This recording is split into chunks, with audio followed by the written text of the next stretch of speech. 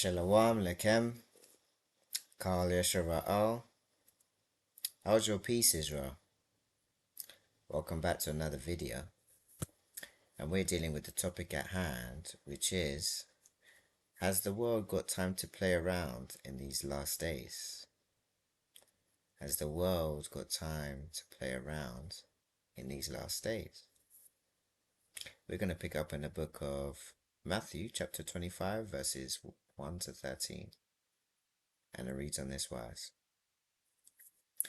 At that time the kingdom of heaven will be like the 10 virgins who took their lamps and went out to meet the bridegroom. 5 of them were foolish and 5 were wise. The foolish ones took their lamps, but did not take any oil with them. The wise ones, however, took oil in their jars along with their lamps. The bridegroom was a long time in coming, and they all became drowsy and fell asleep. Excuse me. At midnight, the cry rang out, "Here's the bridegroom, come out to meet him." Then all the virgins woke up and trimmed their lamps. The foolish ones said to the wise, "Give us some of your oil, our lamps are going out." "No," they replied, "there may not be enough for both of us and you. Instead, go to those who sell oil and buy some for yourself." But while they were on their way to buy the oil, the bridegroom arrived. The virgins who were ready went in with him to the wedding banquet, and the door was shut. Later the others also came. "Lord, Lord," they said, "open the door for us." But he replied, "Truly I tell you, I do not know you. Therefore keep watch, because you do not know the day or the hour." Okay? That was the Mashiach telling us that, it says here, Jesus tells this parable to illustrate the importance of being prepared for the arrival of the bridegroom, symbolizing readiness for the end times. We're going to go into the first book of Enoch, chapter 91.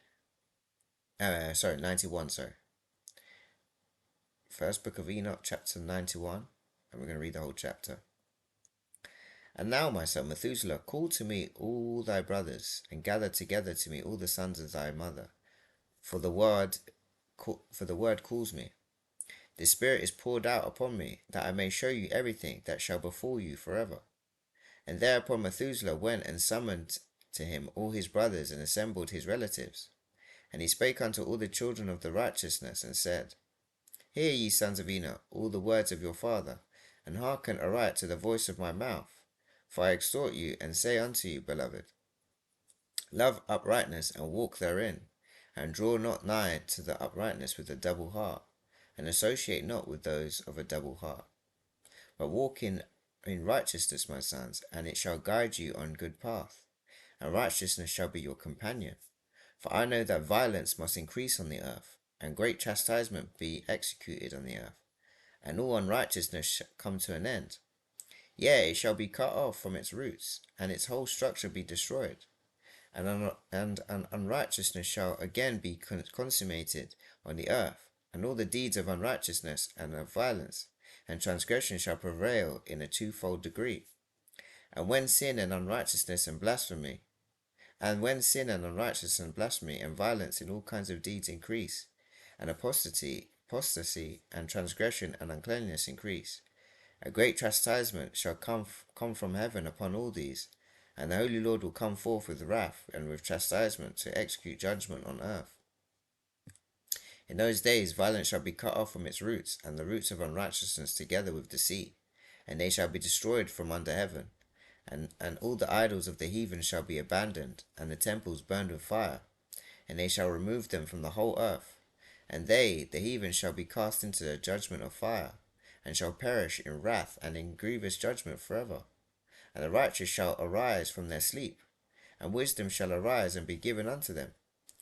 And after that the roots of unrighteousness shall be cut off, and the sinners shall be destroyed by the sword, shall be cut off from the blasphemers in every place. And those who plan violence and those who commit blasphemy shall perish by the sword. And now I tell you, my sons, and show you the path of righteousness and the paths of violence. Yea, I will show them to you again, that ye may know what will come to pass. And now hearken unto me, my sons, and and walk in the path of righteousness, and walk not in the paths of violence. For all who walk in the paths of unrighteousness shall perish forever.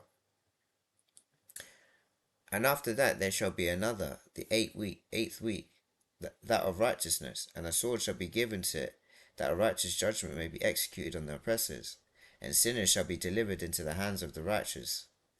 And at its close they shall acquire houses through their righteousness, and a house shall be built for the great King in glory for evermore, and all mankind shall look to the path of uprightness. And after that, in the 9th week, the righteous judgment shall be revealed to the whole world, and all the works of the godless shall vanish from all the earth, and the world shall be written down for destruction. And after this, in the 10th week, in the 7th part, there shall be the great eternal judgment, in which he will execute vengeance amongst the angels. And the first heaven shall depart and pass away, and a new heaven shall appear, and all the powers of heaven shall give sevenfold light. And after that there will be many weeks without number forever, and all shall be in goodness and righteousness, and sin shall no more be mentioned forever.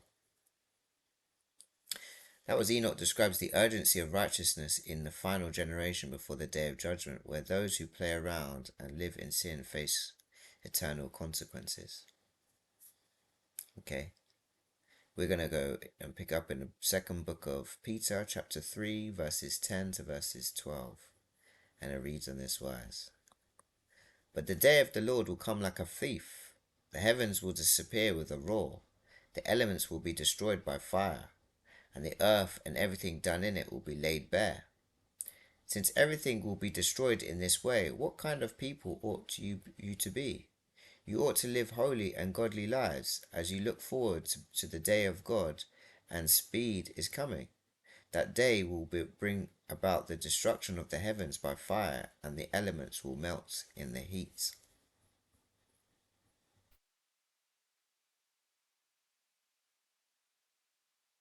And that was the day of the Lord will come like a thief. What kind of people ought you to be? You ought to live holy and godly lives. We're going to go and pick up in the book of Matthew, chapter 24, verses 36 to verses 44. And it reads on this wise. But about that day or hour no one knows, not even the angels in the heaven, nor the Son, but only the Father. As it was in the days of Noah, so will it be the coming of the Son of Man. For in the days before the flood, people were eating and drinking, marrying and giving in marriage, up to the day Noah entered the ark. And they knew nothing about what would happen until the flood came and took them all away. That is how it will be at the coming of the Son of Man. 2 men will be in the field, one will be taken and the other left. 2 women will be grinding with a handmill, one will be taken and the other left. Therefore keep watch, because you do not know on what day your Lord will come. But understand this, if the owner of the house had known at the time of night the thief was coming, he would have kept watch and would have not let his house be broken into. So you also must be ready, because the Son of Man will come at an hour when you do not expect him. Okay, that was the Mashiach warns that the end will come unexpectedly, urging readiness, or it says Jesus here. We're going to read last scripture. We're going to go into the book of Revelations, chapter 16, verses 15, and it reads on this wise. Look, I come like a thief. Blessed is the one who stays awake and remains clothed, so as not to go naked and be shamefully exposed. Blessed is the one who stays awake and keeps his clothes on, so that he may not go naked and be shamefully exposed. And we were dealing with the topic, has the world got time to play around in the last days? And I only hope the reader and listener to this word will be blessed by this. So may Yahweh bless you, may Yahweh keep you, may Yahweh cause his face to shine upon you, may Yahweh be gracious to you, may Yahweh lift up his countenance upon you, and may Yahweh grant you everlasting peace in Yahshua HaMashiach's name I pray. Selah.